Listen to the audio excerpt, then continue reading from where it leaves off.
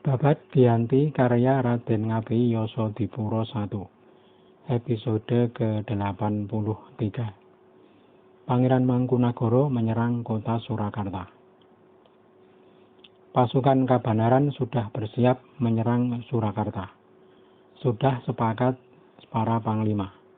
Pangeran Prabu Joko akan ke utara menduduki Babad.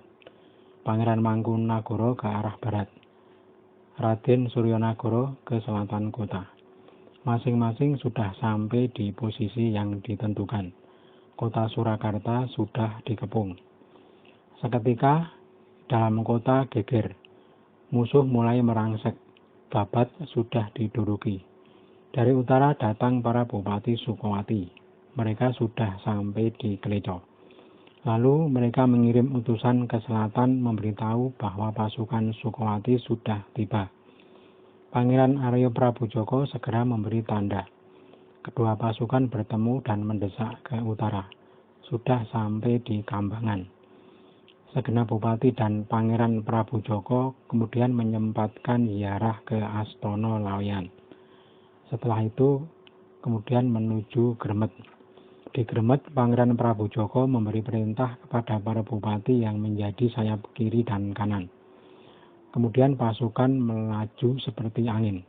Sudah penuh pasukan berkuda di Kambangan sampai Gremet. Dari utara Gremet berbelok ke timur. Dari selatan Ngadipolo berbelok ke timur. Semua penuh pasukan. Sang raja memerintahkan Obruk untuk menahan serangan musuh bersama kedua patih. Obruk segera memukul tambur. Kumpeni mengerahkan 100 dragonder dan 100 serdadu darat. Sudah ditata sayap kanan dan kiri. Adipati Pringgoloyo berada di sayap kanan disertai kumpeni Islam. Kapitan Jawa dan Kapitan Bugis masing-masing bersama 100 prajuritnya. Sayap kiri ditempati Adipati Sindurjo beserta pasukannya dan Kapitan Burak dengan 100 serdadu Bali. Obruk berada di bagian dada dengan membawa 2 bupati, Raden Mloyokusumo dan Pangeran Pakuningat.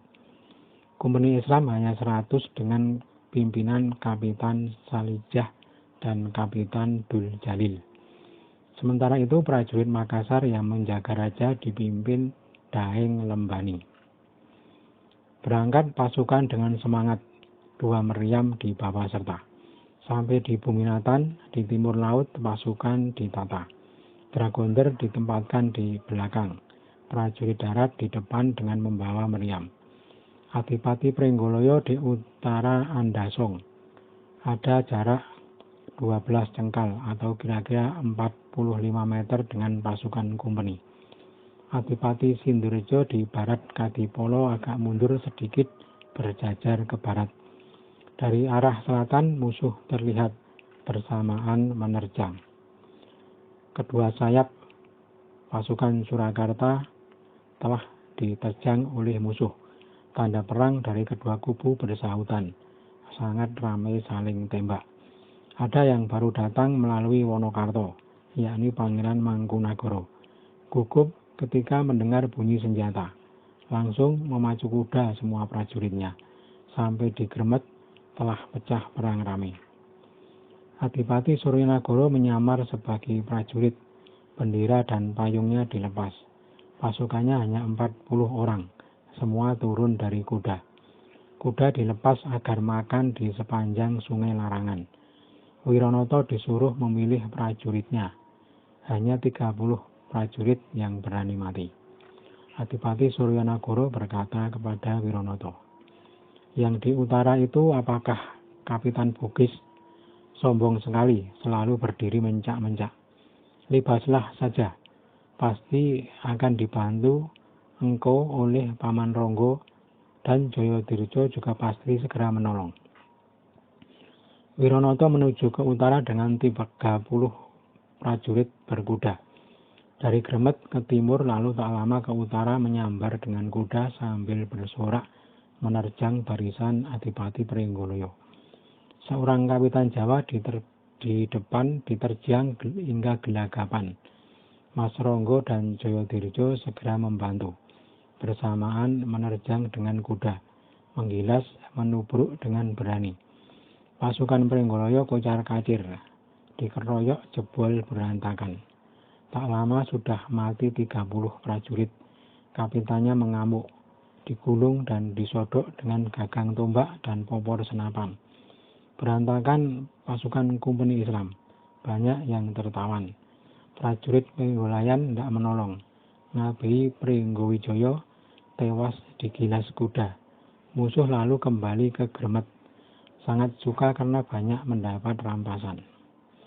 Pasukan Kompeni akan membantu, tetapi kerepotan karena sudah kalah perang. Pasukan Pringgolayan bingung. Kapitan Jawa mengungsi dengan rambut terurai. Serdadunya 30 yang mati. Lainnya banyak yang luka-luka. Benderanya sudah dijarah musuh, juga kendang dan gong. Yang tertinggal hanya ketipung, dicangking oleh seorang prajurit yang pincang karena terluka kakinya. Selama ini si Kapitan Jawa selalu berlagak, ternyata tak bisa apa-apa. Hoprup melihatnya sangat benci. Diberi ikat kepala oleh Pangeran Pakuningrat karena rambutnya yang gondrong itu. Si bocah menggerutu, diledek sebagai kapitan kena tulah. Ternyata nggak bisa apa-apa, tapi angkuhnya tak lazim. Beraninya kalau menonton biduan di dalam keraton. Pintu dikunci pun didobrak. Ternyata dalam perang tidak berguna. Kapten Ethel berkata sambil menunjuk-nunjuk. Begitu tak ada guna. Kerja apa kamu di sini? Pergi sana kamu. Jangan di sini. Si Kapitan Jawa sudah pergi, pulang ke pondokannya yang lama di depan Masjid Agung. Sudah kondang ke seluruh negeri bahwa Kapitan Jawa gila, kena tulah dalam perang. Sementara itu yang masih bertempur di sayap kiri Pangeran Mangkunagara berjalan santai, pura-pura tak tahu.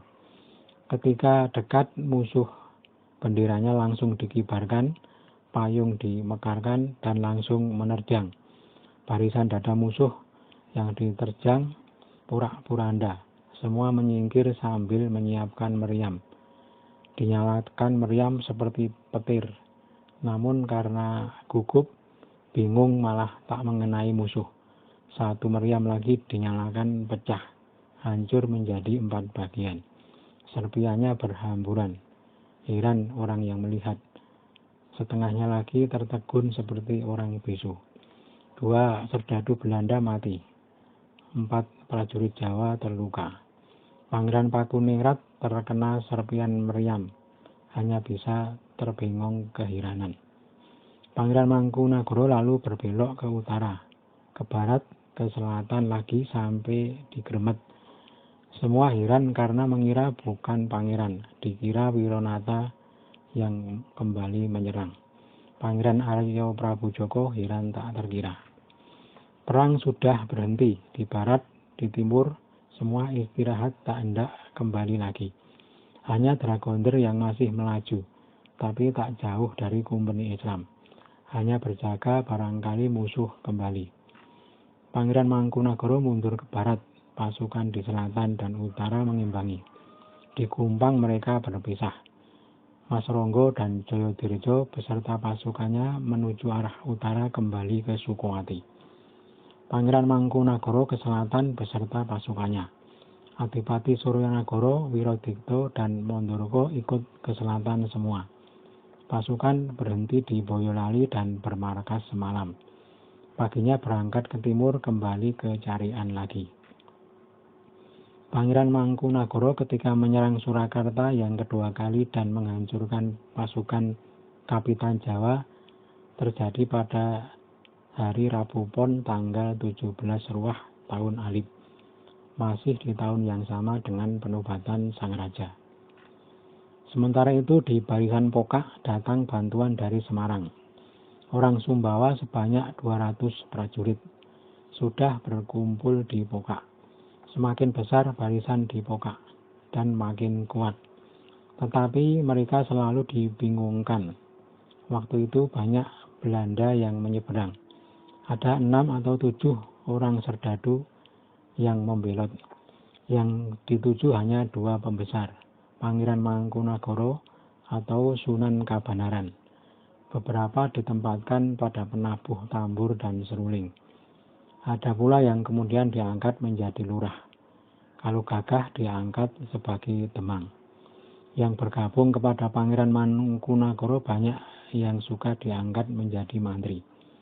Karena tidak begitu mahir dalam perang, maka yang bergabung kepada Pangeran Mangkubumi banyak yang susah karena perangnya keras. Mereka sebenarnya Belanda desa, tidak terbiasa berperang.